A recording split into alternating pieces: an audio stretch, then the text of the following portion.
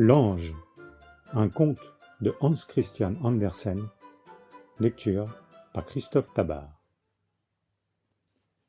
Chaque fois qu'un bon enfant meurt, un ange de Dieu descend sur la terre, prend l'enfant mort dans ses bras, ouvre ses larges ailes, parcourt tous les lieux que l'enfant a aimés, et cueille une poignée de fleurs. Ces fleurs, tous deux les portent au bon Dieu pour qu'il les fasse refleurir là-haut plus belles que sur la terre. Le bon Dieu presse les fleurs sur son cœur, et celle qu'il préfère, il y dépose un baiser. Ce baiser lui donne une voix et la fait se mêler au cœur des bienheureux. Voilà ce que racontait un ange de Dieu en emportant un enfant mort au ciel, et l'enfant l'écoutait comme en rêve. Et il volait au-dessus des lieux où le petit avait joué, sur des jardins parsemés de fleurs admirables. « Lesquelles emporterons-nous pour les planter au ciel ?» demanda l'ange.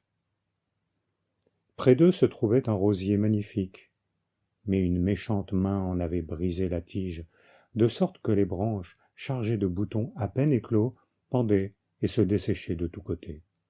« Pauvre arbre, dit l'enfant, prends-le pour qu'il refleurisse là-haut près de Dieu. » Et l'ange prit le rosier, il embrassa l'enfant, le petit ouvrit ses yeux à moitié. Ils cueillirent partout de riches fleurs sans mépriser la dent de lion si souvent dédaignée, ni la pensée sauvage. « Nous avons assez de fleurs maintenant, dit l'enfant, et l'ange fit un signe d'assentiment, mais ils ne volèrent pas encore vers Dieu. Déjà il faisait nuit, partout régnait un profond silence. Ils passaient au-dessus d'une petite rue sombre et étroite, remplie d'un amas de vieilles pailles, de cendres et de balayures. C'était le jour des déménagements. Toutes ces assiettes brisées, tous ces morceaux de statues en plâtre, tous ces haillons offraient un aspect peu agréable. Et l'ange montra à l'enfant, au milieu de ces débris, quelques fragments d'un pot de fleurs. Une motte de terre s'en était détachée, à laquelle tenaient encore les racines d'une grande fleur des champs fanée et jetée au rebut. « Emportons-la, dit l'ange. En nous envolant, je te dirai pourquoi. » Ils s'élevèrent dans l'air, et l'ange fit ce récit.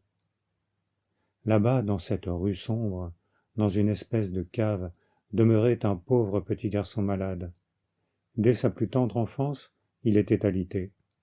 Parfois, lorsqu'il se sentait mieux, il faisait le tour de la chambre à l'aide de béquilles, et c'était tout.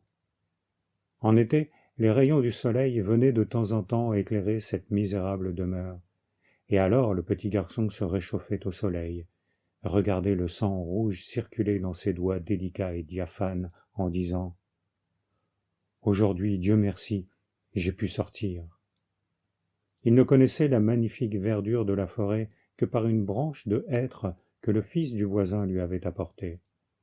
Il tenait cette branche au-dessus de sa tête, et il lui semblait ainsi se reposer sous les grands arbres, ayant le soleil en perspective, et pour musique le chant délicieux de 1000 petits oiseaux. Un jour de printemps, le fils du voisin lui apporta aussi quelques fleurs des champs, dont l'une, par hasard, avait encore ses racines. Elle fut plantée dans un pot et placée sur la fenêtre, près du lit. Plantée par une main heureuse, elle poussa des rejetons et produisit chaque année de nouvelles fleurs. C'était le jardin de l'enfant malade, son seul trésor sur cette terre. Il l'arrosait, la cultivait avec soin et la plaçait toujours de manière à ce qu'elle ne perdît pas un des rayons de soleil qui pénétraient à travers la lucarne. Aussi la fleur se développait et s'embellissait avec ses rêves. Elle fleurissait pour lui elle répandait son parfum et prenait des airs coquets. Lorsque le bon Dieu rappela l'enfant à lui, il s'inclina vers elle avant de mourir. Il y a maintenant 1 année que l'enfant est chez Dieu, et il y a 1 année que la fleur est restée oubliée sur la fenêtre et s'est desséchée. Le jour du déménagement, on l'a jetée parmi les immondices de la rue, et c'est cette pauvre fleur fanée que nous avons recueillie dans notre bouquet, car elle a causé plus de joie que la plus riche fleur du jardin d'une reine. « Mais comment sais-tu tout cela ?» demanda l'enfant. « Je le sais, répondit l'ange, parce que j'étais moi-même ce petit garçon malade qui marchait avec des béquilles. Je reconnais bien ma fleur. » Et l'enfant, ouvrant tout à fait les yeux, regarda le visage éclatant et superbe de l'ange. Au même instant, ils entrèrent dans le ciel du Seigneur, où la joie et la félicité sont éternelles. Lorsque le bon Dieu eut pressé l'enfant mort sur son cœur, il poussa des ailes à l'enfant comme à l'autre ange, et se tenant par la main, tous deux s'envolèrent ensemble.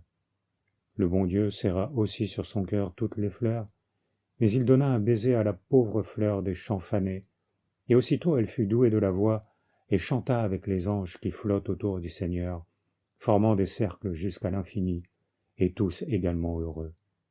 Oui, ils chantaient tous, grands et petits, le bon enfant béni et la pauvre fleur des champs qui avait été jetée toute fanée parmi les ordures dans la ruelle sombre et étroite.